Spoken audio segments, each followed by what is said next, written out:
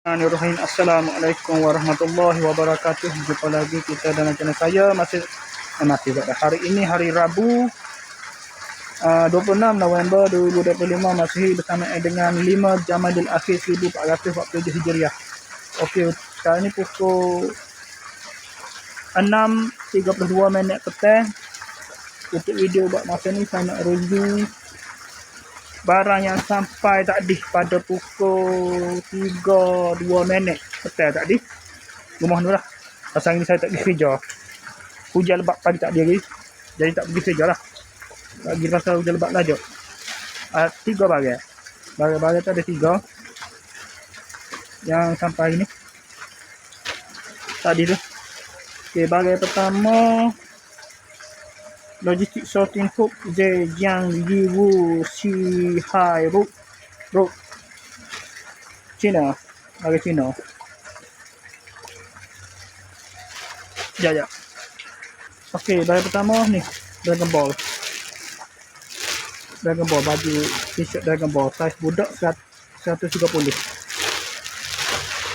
Okey. Satu sesar. Kedua pula daripada mana ni? Gate Tokyo Bukit Aman Bukit Raja mana? Selangor. Sekejap. Okey.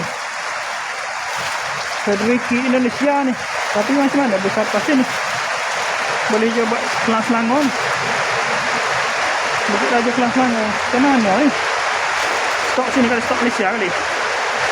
Okey. Ya.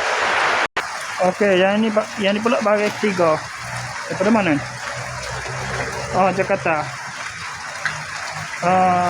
Jalan Kota Selatan nombor 14 Kaladeras Kecamatan Kaladeras Kota Jakarta Barat daerah khusus ibu kota Jakarta. Ya.